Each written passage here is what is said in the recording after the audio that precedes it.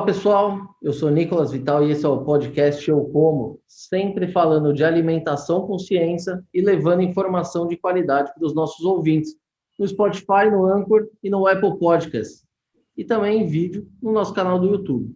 Já segue a gente? Se ainda não segue, não se esqueça de se inscrever nos nossos canais. Muito bem. E hoje nós vamos falar sobre um tema amplo, que à primeira vista parece um tanto complicado, mas que é super importante e impacta diretamente nas nossas vidas, que é a biotecnologia aplicada ao agronegócio. Um exemplo prático. Graças a pesquisas nessa linha, hoje nós temos estudos que comprovam o potencial da casca de coco para a produção de etanol, algo que pode ainda não ser economicamente viável, mas que já é fundamental do ponto de vista ambiental. E esse é só um dos exemplos que nós citaremos hoje. Mas para falar sobre esse assunto com conhecimento de causa, hoje nós vamos conversar com o físico Antônio Alberto Ribeiro Fernandes, que é doutor em Ciências dos Materiais, com pós-doutorado pela Universidade da Califórnia e é ex-diretor do Instituto de Inovação da Universidade Federal do Espírito Santo. Doutor Antônio, muito obrigado pela presença, é uma honra ter o senhor com a gente aqui hoje. Obrigado pelo convite e gostaria aqui de ressaltar a importância do seu programa de levar a ciência para todas as pessoas. Tirar a ciência dos seus laboratórios é uma função ímpar e de grande relevância para um país que quer se desenvolver. Quanto mais pessoas forem bem informadas, melhor terão as escolhas, melhor terão os caminhos que elas vão percorrer. Então, primeiro, eu gostaria de dar o parabéns aí à sua iniciativa e vamos tentar conversar e tentar falar uma linguagem que seja compreensível para todos, né? Que é o nosso objetivo. Muito legal, mas a gente não ia ter programa aqui se não tivesse pesquisadores também dispostos aí a compartilhar todo esse conhecimento. Então, a gente é que agradece aqui a participação. Doutor, para a gente começar essa conversa aqui do começo, eu citei o exemplo, né, de uma pesquisa recente, que é a questão da transformação da casca do coco verde, né, em etanol. Parece uma coisa muito louca, muito distante, assim, do público médio, né? Me conta um pouquinho, o senhor esteve envolvido, né, nessas pesquisas, né? Conta um pouquinho como é que isso é possível, como é que se dá um trabalho como esse? Bom, sempre eu gosto de declarar, né, que a pesquisa científica é o envolvimento de vários fatores, que partem desde o principal deles, que são os estudantes, né, a formação de recursos humanos, e nós, como professores, que é o nosso principal, vamos dizer, negócio, nós temos que estabelecer temas para a pesquisa. E esse tema foi um tema de uma tese de doutorado de uma aluna que estava preocupada em trabalhar em algo que tivesse uma tocada ambiental, sustentabilidade, etc. Então, a partir daí, o grupo, né, o nosso grupo é o grupo do Laboratório de Biotecnologia Aplicada ao Agronegócio. Vou fazer já uma pequena propaganda, se você me permite. Nós estamos no programa de pós-graduação em Biotecnologia da Universidade Federal do Espírito Santo, no seu mestrado e doutorado. Nota 5 da CAPES, que é uma excelente avaliação. Estamos abertos para estudantes do país inteiro que se interessam pelo nosso projeto. Bom, voltando à casca de coco, essa pesquisa veio principalmente porque um dos projetos que o grupo tem uma expertise internacional em estudar a levedura Saccharomyces cerevisiae. A levedura Saccharomyces cerevisiae é a levedura fundamental, é um micro-organismo fundamental para a produção de qualquer base de celulose em etanol. É essa levedura que transforma a cana-de-açúcar em etanol.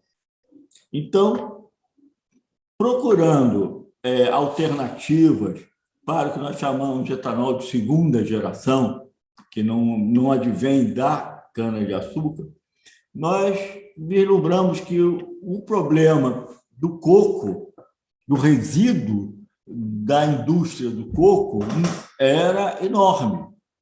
Era um problema ambiental gigantesco e não só no resíduo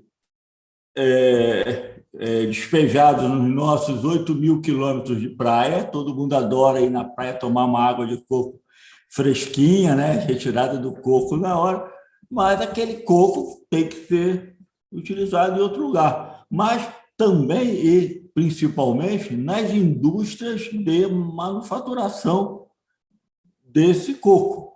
Então, pensando nisso e fazendo uma pesquisa de anterioridade, vimos que todos os estudos e tentativas de ter um valor para essa casca de coco, que não fosse simplesmente resíduo, eles ou não foram bem-sucedidos ou não tiveram um valor agregado relevante para a produção desse material. Então, pensando nisso e com a nossa expertise em levedura, nós começamos esse processo. E aí, o nosso grande processo que deu origem à patente que foi concedida pelo INPI era a utilização de pressão hidrostática, pressão mesmo, pressão, como você bota pressão no seu pneu, como você sente a pressão quando você mergulha no mar, etc., para facilitar a ação dessas leveduras no vegetal casca de coco, que é um vegetal com muita celulose e de difícil transformação. Este foi um grande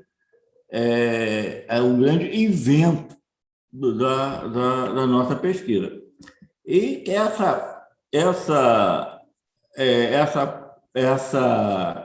pesquisa nos deu muita alegria, porque, além da patente ser concedida, ela ganhou a medalha de ouro numa importante feira de inovação no Irã. E com isso, foi muito importante. As duas pesquisadoras, na época, a professora Patrícia Fernandes, que é a líder do grupo de pesquisa nosso, e a aluna Érica, ganharam relevância estadual, foram as mulheres de ciência do ano no estado. E essa pesquisa tem dado muita alegria, porque tenta resolver esse problema enorme, que é a casca de coco, que entope os canais de esgotos da cidade.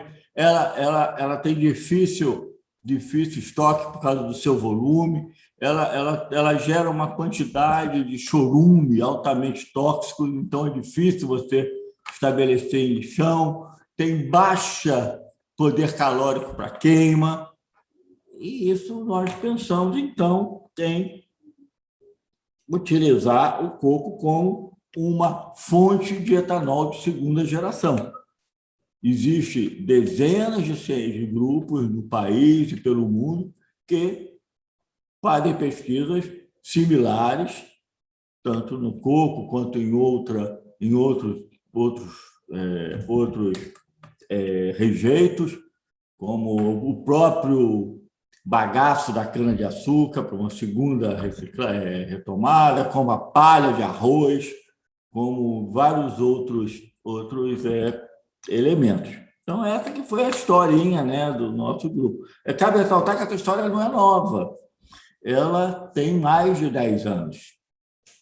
Este é um problema, né, enorme no país, quando aí está falando o ex-diretor de inovação, quando se pensa num país dinâmico, onde a pesquisa saia das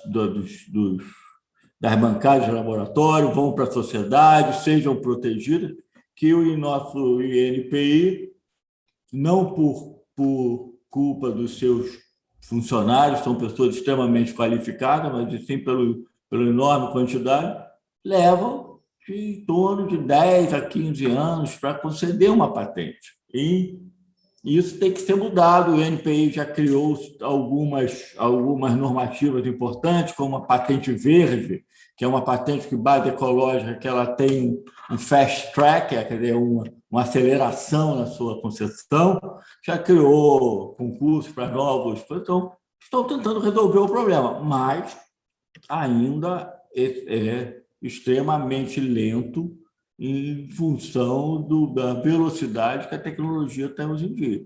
Esse é um problema que o país tem que resolver. E, doutor, agora indo para o produto etanol mesmo que vocês obtiveram através da casca do coco. Como o senhor mesmo disse, o coco é uma fruta abundante aqui no Brasil e é um problema ambiental, e vocês conseguiram transformar isso num etanol. Esse etanol é um produto de qualidade, ele funcionaria normalmente? E o segundo Bom, ponto, qual é o entrave para a gente avançar nessa produção? excelente pergunta. Esse é, como dizia, como poderia dizer, seria o inferno astral de todo pesquisador brasileiro que se dá a pesquisar algo aplicado, que nós chamamos no linguajar aí da inovação de gap, né, ou vale entre a universidade, a academia e a indústria. Essa pesquisa é uma pesquisa de bancada. Quer dizer, quando você fala em pesquisa de bancada, você geralmente fala em baixos volumes, comparado quando você tem a indústria já atuando. Em baixo volume, em bancada, quando eu falo baixo, eu falo muito baixo. Era como se eu tivesse que botar, por exemplo, álcool no seu carro com conta-gotas. É isso que eu estou falando. Volume de mililitro, às vezes 1 litro, 2 litros da produção. Então, são pesquisas de bancada. Na pesquisa de bancada, isso tem que ser muito bem dito, eu acho que é função do jornalismo, né, esclarecer com exatidão, né, sem sensacionalismo, né? Então, na pesquisa de bancada, esse etanol deu uma produtividade de 8%. Em peso. Significa uma produtividade muito grande, muito boa para uma perspectiva de uso industrial. Mas, entre a bancada e a indústria, teve um longo caminho a percorrer. Tem que se fazer a prova de conceito, tem que se fazer o escalonamento e tem que se fazer o que é mais importante, que hoje se falta muito no país, que é a engenharia. Fazer os reatores, fazer a concepção de fábrica. E na caixa do coco ainda tem um grande problema, que é a logística de distribuição, que é a cana ela é feita em grandes plantações, com as usinas coladas na plantação, uma logística muito bem elaborada e uma tecnologia do qual o Brasil detém todos os as suas características dessa tecnologia. Ele é líder mundial na produção de etanol. Então, se você comparar qual será essa produtividade, aí se já te falando em preço ao consumidor, distribuição no posto de gasolina e etc., com a cana-de-açúcar, eu diria honestamente que não temos esse dado. E aparentemente, por motivos que eu mencionei, ele não parece ser competitivo, como a maioria do etanol de segunda geração. Então, isso é uma coisa que tem que ficar bem clara. Não sei se eu respondi a tua pergunta ou se... Não, respondeu. E aí eu já emendo uma próxima aqui. Mas toda a inovação, ela começa, enfim, você precisa ir aprimorando, né?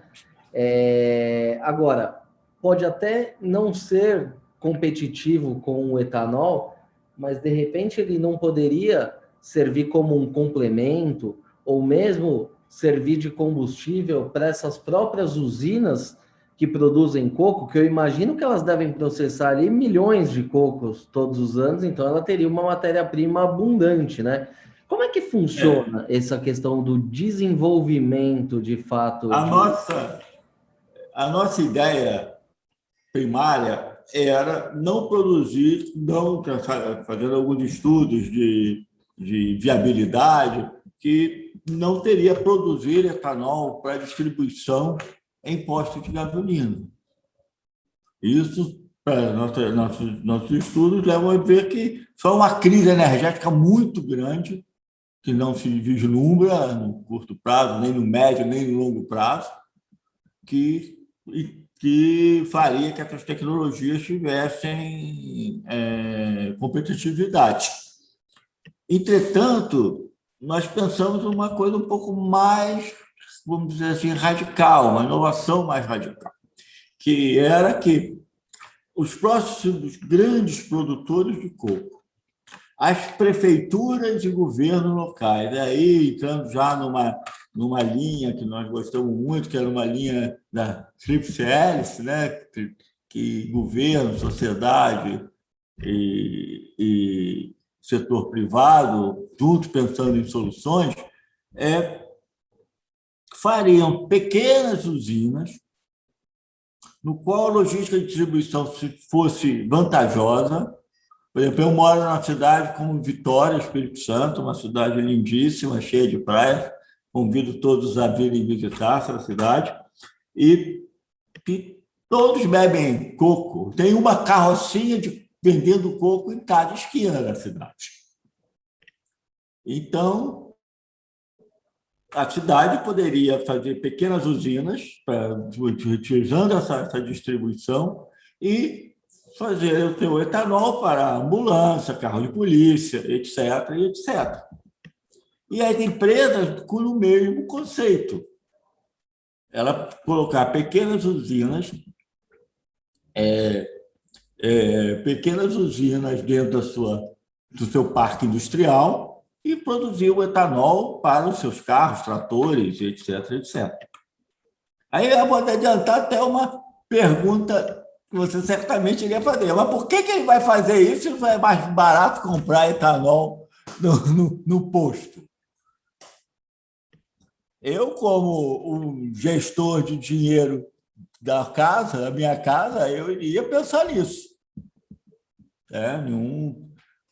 Aí eu acho que vem a outra questão, que é você agregar valores ecológicos à sua marca.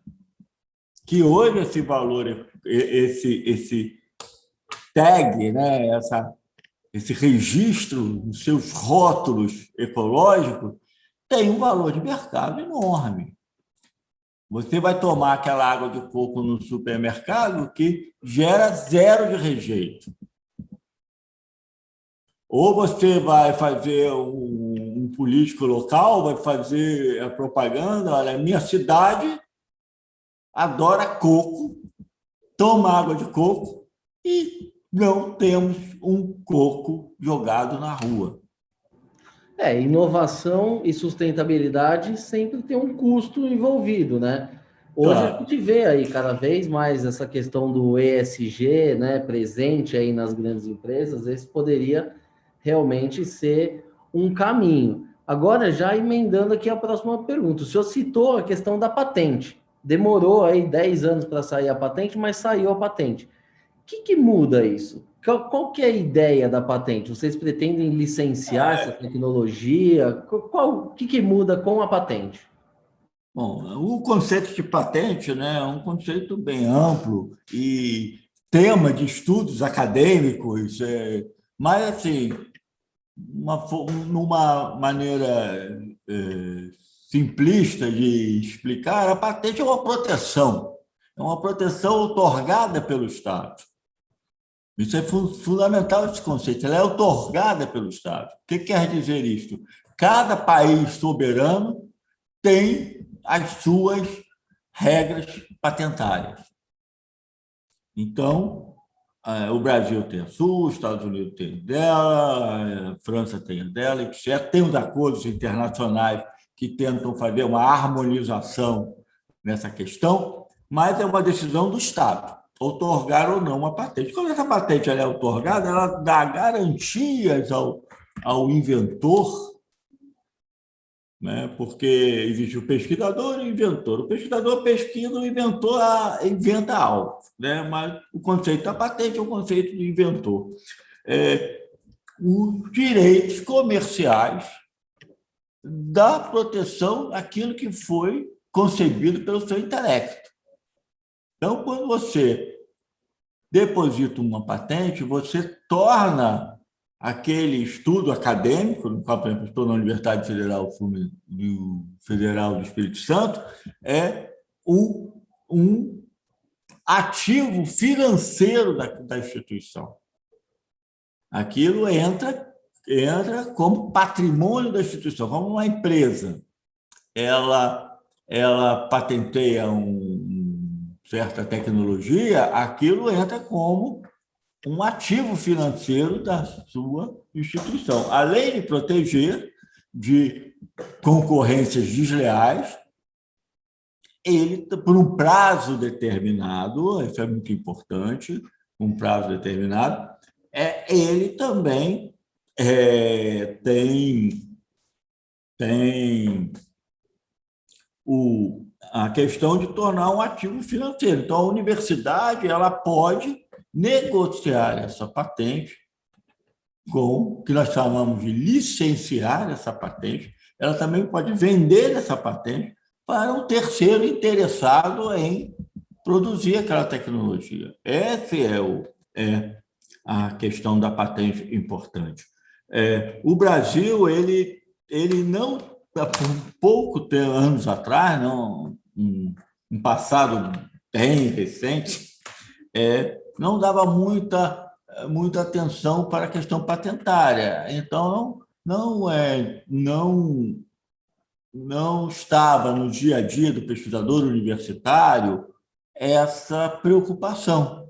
A preocupação do pesquisador universitário era divulgar a sua pesquisa em canais cada vez mais de maior abrangência, de maior credibilidade, e não se preocupar se aquela pesquisa poderia ou não ter algum valor financeiro agregado.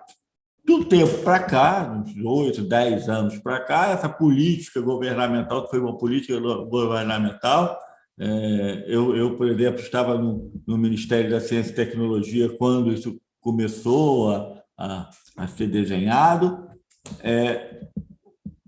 dar importância da universidade a esse processo de patenteamento. E o número de patentes no Brasil cresceu enormemente, porque nós, da classe acadêmica, nós temos por hábito responder rapidamente às demandas da sociedade. Um exemplo claro agora é a vacina do Covid. Toda vez que o acadêmico é demandado pela sociedade, ele responde com precisão, com competência e rapidez. Isso é um fato que tem que ser dito. E na questão da patente foi a mesma coisa. Nós, pesquisadores das universidades, principalmente as universidades públicas desse país, quando foi demandado pelo governo, olha, o Brasil precisa patentear porque o nosso portfólio de patentes é muito baixo. E aí veio essa necessidade. Eu tenho absoluta certeza que fosse 20 anos atrás essa minha pesquisa, essa nossa pesquisa, eu não iria patentear, ia publicar e bom, outros vão fazer e a vida que se segue. Então, houve essa mudança de rumo governamental, tanto nos estados como no federal. Agora, doutor, o senhor acabou de se aposentar, né? E a tua carreira não limitou ao etanol do coco, né? Você liderou lá a área de inovação da Universidade Federal do Espírito Santo. Me conta um pouquinho dessas pesquisas que o senhor liderou aí ao longo das últimas décadas, sempre para dar melhor proveito aos produtos oriundos do agronegócio. É isso? Bom, então, como eu falei, o nosso laboratório, o Laboratório de Biotecnologia Aplicada ao Agronegócio, é liderado pela professora Patrícia Fernandes, e nós somos um grupo enorme, somos 5 doutores, 10, agora tem 14 alunos de doutorado, mais um monte de alunos de mestrado, uma meninada de iniciação científica, eu já perco a conta, que é um entra e sai. Quer ver, quando você lembra o nome do menino, ele já está em outra. Então, é um grupo que atualmente conta com umas 40 pessoas trabalhando, com grandes, isso é importante, com grandes parcerias acadêmicas, tanto públicas quanto privadas. Nós, nas parcerias públicas, nós temos uma parceria enorme com o INCAPER, que é o nosso instituto responsável pela agronomia do Estado do Espírito Santo, do presidente do Estado, com a nossa fantástica Embrapa, e com várias universidades, Universidade Federal de Viçosa, do Rio de Janeiro, de São Paulo. Então, essa integração entre atores é extremamente importante, com universidades do exterior, com a Universidade Católica de Louvain, na Bélgica, Princeton University nos Estados Unidos, Universidade da Califórnia, San Diego, Universidade da Pensilvânia, e aí vai um longo caminho. E com as indústrias também. Voltando à tua pergunta, né? Essa pesquisa com coco, ela veio muito em função desse prêmio que eu te falei que a gente ganhou lá no Irã.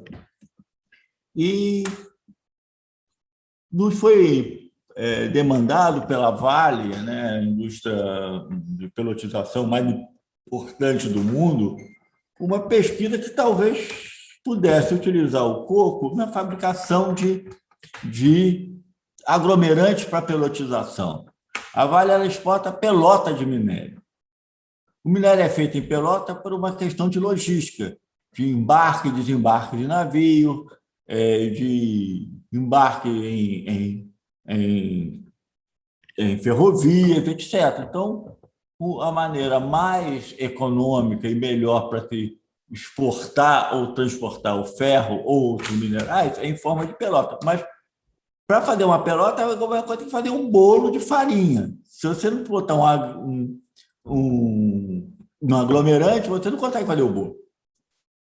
A farinha fica esparramada no chão. Então, e a Vale nos procurou e nós temos uma pesquisa conjunta, por isso que eu acho extremamente importante a participação da indústria no Brasil no avanço, principalmente tecnológico, e a partir daí nós fizemos um aglomerante da casca de coco. Esse aglomerante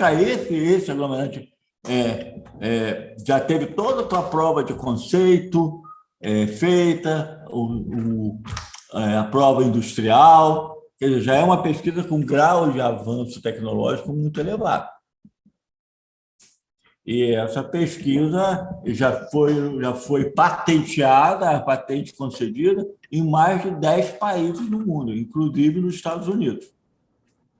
E ela já vem sendo utilizada? Oi?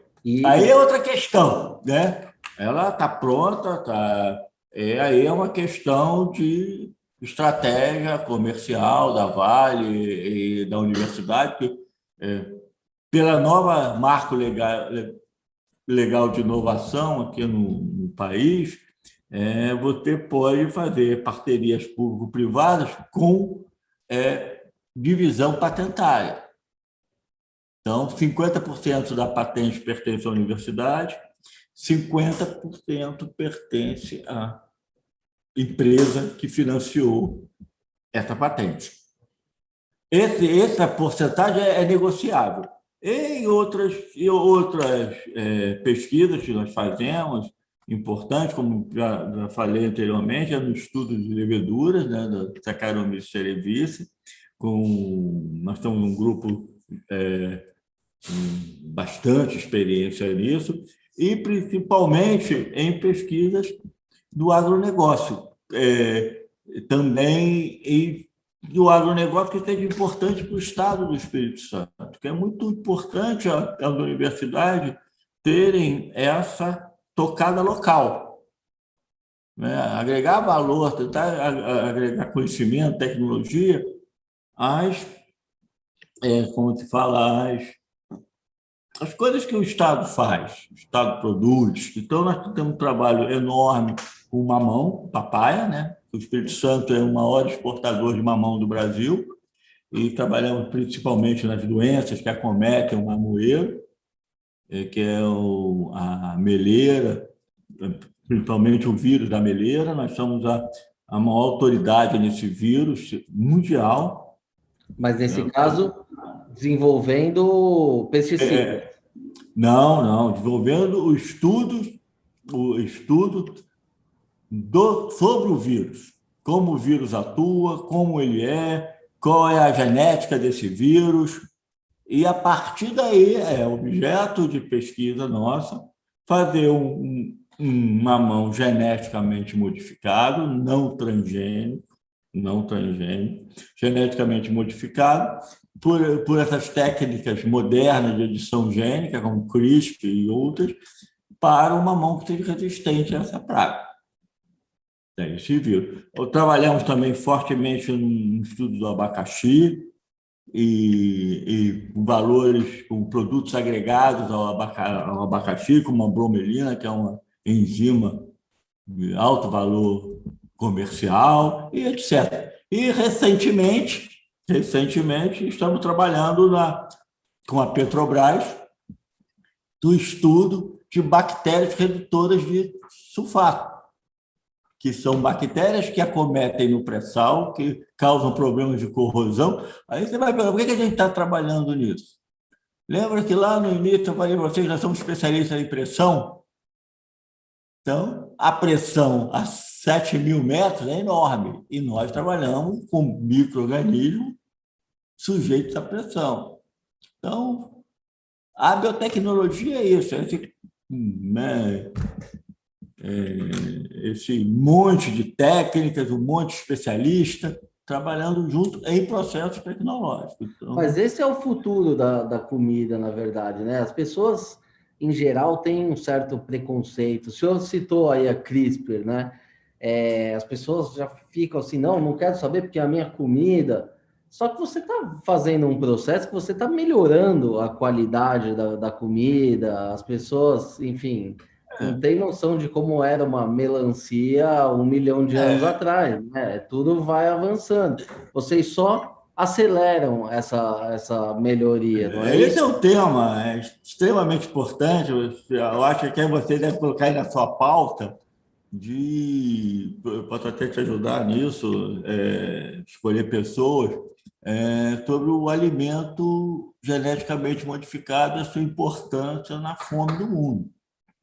Isso é uma pauta riquíssima e de grande importância para a sociedade, principalmente em tempos estranhos que a gente estamos vivendo, onde a desinformação, o fake news acometem todos os setores da sociedade, trazendo problemas, né? Hoje mesmo eu li um cidadão famoso que disse que está esperando a vacina vegana para tomar. Eu fico triste, porque uma pessoa que faz uma declaração dessa está fazendo um desserviço. A melhor vacina é a que está no seu ombro, no seu braço, né? Essa é a melhor vacina. E mais outras tecnologias ligadas à biotecnologia é isso. A melhor tecnologia é aquela que te alimenta, aquela que não te mata de fome, aquela que não destrói, por exemplo... Estava falando sobre a meleira do mamão.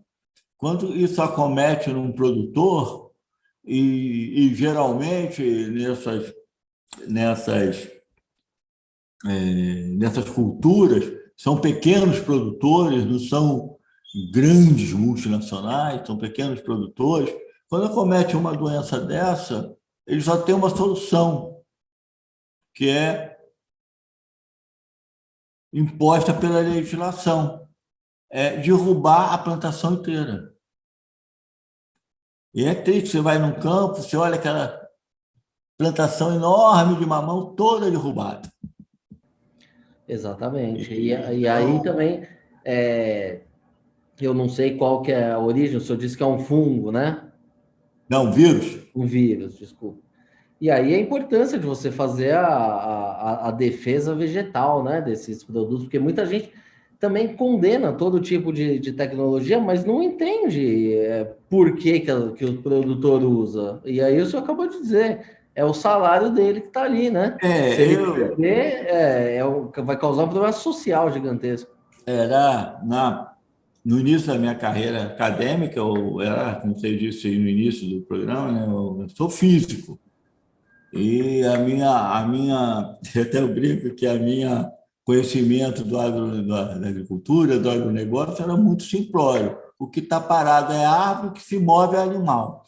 Então, era esse que era o meu conhecimento básico. E mamão se dava no supermercado, ia lá. Mas quando você vê os problemas que acometem o campo, principalmente na agricultura familiar, nos pequenos agricultores, a necessidade que essas pessoas têm de tecnologia é muito grande, é muito complexo num país nosso, onde tem calor, umidade, chuva, tudo misturado, vento, não tem a barreira climática como tem alguns países do norte, né? Da neve que faz uma certa limpeza, depois tem outono, nós estamos, a gente só tem duas estações, ou está chovendo ou está sol. Então, a agricultura é importantíssima. E na questão, por exemplo, dos OGMs, os OGMs eles são utilizados pelas grandes empresas, de grandes commodities, como soja, algodão, milho. E por causa dessa desinformação, dessa conceito colocado na sociedade de forma errada, os alimentos que não são commodities, como feijão, mandioca, mamão, passa por um problema enorme. Por exemplo, a Embrapa tem um feijão transgênico resistente fantástico, mas cadê? Já se tem o arroz dourado, que tem mais beta-caroteno, que seria fundamental para a alimentação de crianças, alimentação humana, também não vinga, por causa dessa percepção equivocada dos organismos geneticamente modificados, que já estão aí no mercado há mais de, sei lá, 40 anos, e nunca se viu ninguém provar que morreu, ou que passou mal, ou que nasceu um rabo, porque, né, como já teve, ou virou crocodilo, porque não tem. Agora, toda a sociedade ela deve ser informada do que está sendo comido, que você tá usando. Então, a informação deve ser um direito numa sociedade democrática. Agora, você introduzir fake news e coisas que assustam a pessoa por uma questão ideológica, isso não está correto. Entendeu? Por exemplo, eu gosto de brincar, né, que estava nessa área de inovação, eu também já saímos um pouquinho do que era para a gente conversar, mas eu acho isso interessante, a questão da nanotecnologia. A nanotecnologia é uma tecnologia inovadora, uma tecnologia que está entrando em tudo quanto é produto. Mas, em contraposição à transgenia, geneticamente modificado, ela entrou como um agregador de valor.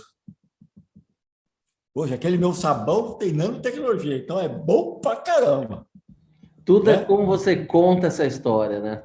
Exatamente. Então, se você chegar e todos os produtos nanotecnológicos, existe nanopartícula de não sei o quê, eles fazem questão de colocar. Então, roupas nanotecnológicas que evita suor, não sei o quê. Então, na nanotecnologia não se cometeu o mesmo erro da edição gênica. Já se criou-se uma comunicação mais vantajosa. Mais amigável, né? Mais amigável. Mais Mais amigável. amigável. Então, foi um problema. Daí você não assusta o consumidor, você pode, enfim, avançar aí na tua pesquisa. Uma vez eu conversando com um cientista famoso nos Estados Unidos, ele me disse: a pessoa tem que entender, não de tecnologia, a questão da vacina, todo mundo agora quer entender. É RNA recombinante, é vetor viral, aí tem que. Nada. E ele me deu um exemplo muito, para mim, muito espetacular. Você tem cartão de banco? Sim. Tem. Eu também tenho. Você entende da tecnologia que está envolvida naquele teu cartão quando você passa? Hoje não precisa nem. Não. Que já é uma tecnologia obsoleta, porque hoje você já está usando o celular, né? Então, mas você precisa saber o que. Não. O importante é que funcione, né? O que você precisa ter é uma confiança nas agências reguladoras e órgãos de controle. Se o órgão de controle te diz que você ir no cartão de banco e utilizar aquele cartão é seguro, ou que você use o seu celular para fazer qualquer coisa seguro, e que você tome um remédio que foi assegurado pelos órgãos de controle, você não precisa, assim, no dia a dia, você não precisa saber do que são as filigramas daquela tecnologia. Então, é que a gente fala, né? A maneira de comunicação com o cidadão é fundamental. E voltando à nossa história, é a questão do coco. No dia que as empresas pensarem, não, esse é o problema, eu vou utilizar a tecnologia que já tem existente, no caso que eu falei da Vale, que já é uma tecnologia mais avançada, de um estágio muito avançado, é uma questão de política da empresa, de usar ou não, que eu respeito, a empresa ela tem que dar satisfação a seus acionistas, não é? E eu não entendo essa parte, porque é uma decisão sim ou não, mas eu entendo que é direito dela. E outras tecnologias, você tem que ter muita pesquisa. E a pesquisa só tem duas maneiras, só tem uma única maneira não, duas maneiras de se realizar pesquisa para mim. A primeira, a mais fundamental de todas, sem elas, eu vou te surpreender, sem ela para mim, é impossível se realizar qualquer coisa de qualidade, é estudante bem formado. Você pode jogar um monte de dinheiro, você pode comprar milhões de equipamentos. Se você não tiver estudante bem formado, qualquer esforço vai ser inútil. Por que você está falando isso? Aonde se forma o estudante? Responde essa questão. Onde você acha que forma o estudante? Na universidade e na vida. Errado. Errado? Errado. É na família e no ensino fundamental. Que essa base não tem cura. Se ela está mal feita, não tem cura. Então, você tem que dar uma vida digna para a família e uma educação fundamental forte. Que aí, quando ele chega na universidade, é só lapidar. Porque o esforço que você faz na universidade com os alunos mal formados, para mim, sem sombra de dúvida, 99% sem culpa deles, culpa do sistema, não tem culpa nenhuma, a maior grande maioria não tem culpa nenhuma, o sistema que leva a má formação, aí não adianta. Eu fico brincando. Os Estados Unidos, a pesquisa nos Estados Unidos é super, hiper tecnologia, mas se você olhar nos Estados Unidos, o que eles fazem de mais fundamental para a sociedade deles? Eles importam todos os cérebros que tem no Brasil. Se tem um chinês com qualidade, ele leva. Se tem um brasileiro com qualidade, ele leva. Se tem um paquistanês de qualidade, ele leva. Ele vai formando assim a sua estrutura, né, social com as pessoas de melhor qualificação. Então, eu acho isso. Agora, a universidade ela tem que, como eu falei, ela faz o seu papel, ela cumpre o seu papel, ela forma a gente, conserta muita gente, que a gente fez com má formação e a gente aqui faz um esforço. É muito gratificante quando você recebe um estudante e ele, caramba, que maldade fizeram com esse menino. Menino, assim, eles são muito mais jovens do que eu. Não sabe nada. E quando ele sai 4 anos depois, fez um mestrado, doutorado, a iniciação científica, outro cidadão, é muito gratificante. Então, agora, as empresas brasileiras, voltando à história do coco, elas têm que correr risco. A pesquisa de inovação é uma pesquisa de risco. Às vezes, as empresas ela confundem a encomenda com o risco e chama isso de inovação. Eu quero isso e pago por essa pesquisa e ela retorna como um ativo para a empresa. As empresas brasileiras devem começar a pensar, não, eu vou colocar dinheiro naquela pesquisa, mas sabendo que toda pesquisa pode não levar a um produto, mas sempre leva a um conhecimento, mesmo que aquele produto não. Sempre leva a formação de recursos humanos em temas de interesse daquela empresa. Então, quando você quiser contratar alguém, não, mas aquele rapaz fez um mestrado numa área que é do nosso interesse. Então, ele já conhece a dinâmica da empresa, é uma coisa muito mais ampla. Então, assim, isso é que eu penso da estrutura, né, dos meus anos aqui de vivência. É isso aí, muita experiência, é muito gratificante poder ouvir tudo isso, enfim, e compartilhar aí com o nosso público, que majoritariamente urbano, né, não conhece muito o funcionamento mesmo, nem do agronegócio e talvez nem do funcionamento dessa área das pesquisas.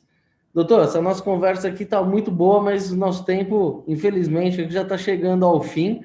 Eu queria agradecer de novo a tua participação, disponibilidade. Foi uma verdadeira aula aqui para mim e certamente também para os nossos ouvintes. Já fica aqui o convite para a gente fazer uma nova rodada aí para conversar sobre outros temas.